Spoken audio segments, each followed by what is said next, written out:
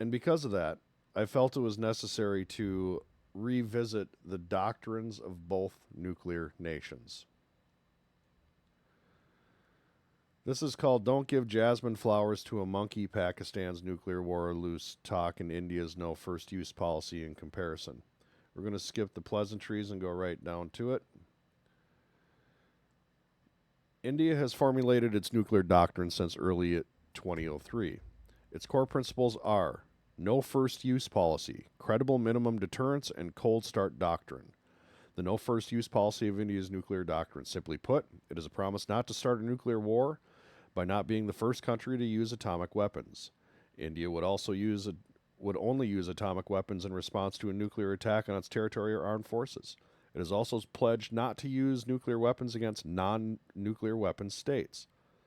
However, India can use nuclear weapons in response to a biological or a chemical attack. Once India retaliates to a first strike with nuclear weapons, it would be massive and would inflict unacceptable damage. In other words, India's second strike capability in the extreme level of use could wipe out the enemy nation from the map. India's credible minimum deterrence. India's nuclear weapons program came in spite of continuous pressure from major powers. This led India to reach a level of sufficiency in nuclear weapons and then stop. Credible minimum deterrence means India would not go for unnecessary stockpiling of nuclear weapons, instead preferring an arsenal that's sufficient to deter adversaries. India's nuclear triad, command and control. India's nuclear weapons are under a very clear command and control system. It has a nuclear triad which involves land-based, aircraft, and sea-based assets. The idea is to ensure that India retain a second strike capability as it is opposed to first strike.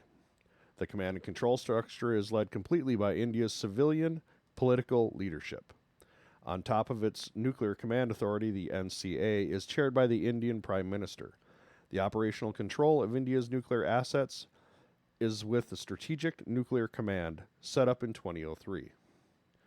Cold Start Doctrine, a key aspect of India's nuclear weapons policy. While Cold Start is not exclusively applicable to nuclear weapons, it has implications for India's nuclear policy also. Cold Start was developed after 2001 and is part of India's conventional military strategy.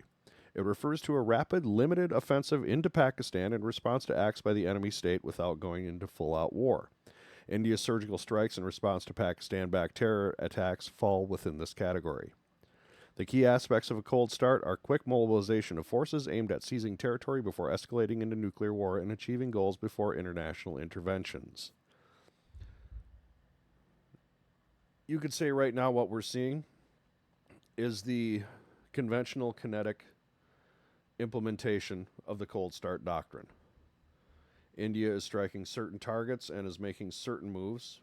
There is line of contact firing artillery, machine gun fire all along the line of contact currently. It's all over Twitter.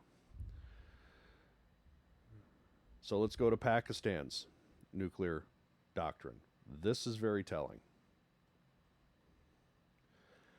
Pakistan's nuclear doctrine is not codified. The first thing you should note is that there is no formal single public document that codifies Pakistan's nuclear doctrine. The second thing you should note is that Pakistan is not committed to, in fact explicitly opposes, no first-use policy on nuclear weapons.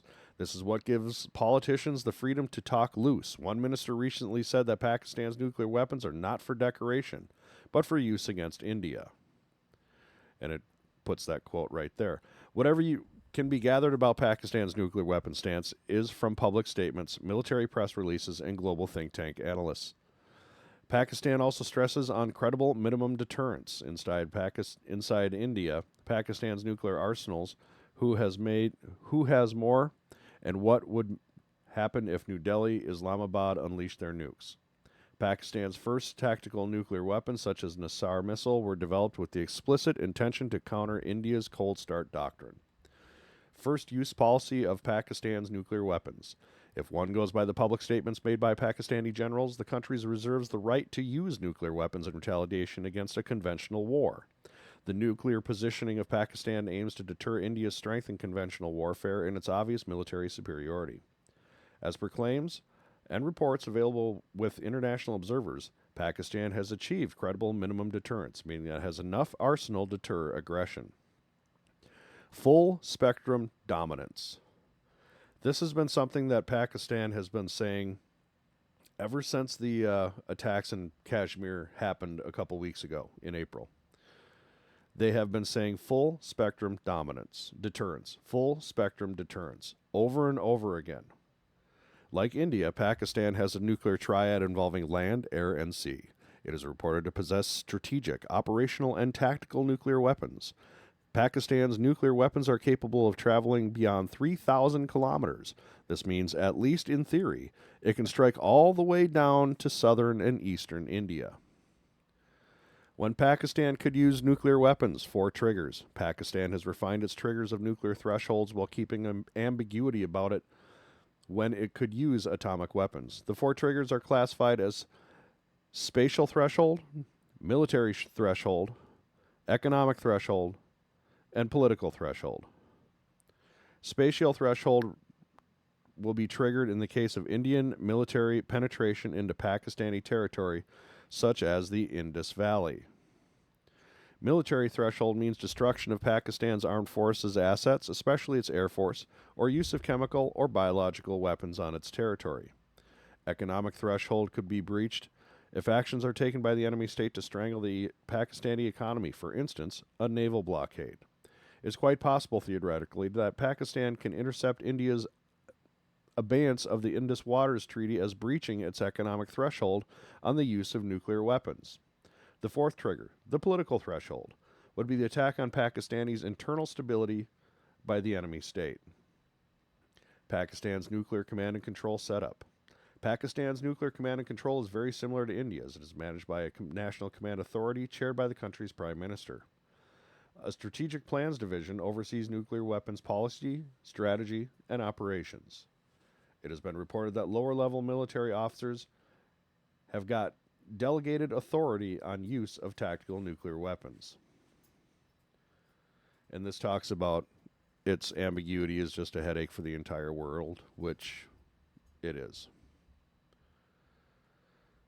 So, going through the 2 nuclear doctrines, we have the no first use policy of India, where they will only use nuclear weapons as a last-ditch alternative, as their last-ditch thing, and only when they're used on them. We have Pakistan. That isn't very clear on their policy, except to say they reserve the right. So as we have these 2 nations, nuclear-armed nations, right now in active kinetic conflict with shoot-downs allegedly, with deaths. There have been a number of pictures on Twitter showing some of the casualties in Pakistan, one of which does appear to be a young child. As we see this conflict grow and escalate, we need to keep in mind this doctrine. These 2 nations' doctrine appear to be leading to an inevitable conflict. Whether that happens during this conflict or not, who's to say? But it does appear to be inevitable at some point, given the doctrine of one nation over the other. I just wanted to get this out here tonight while things are fresh. If you liked the video, hit like.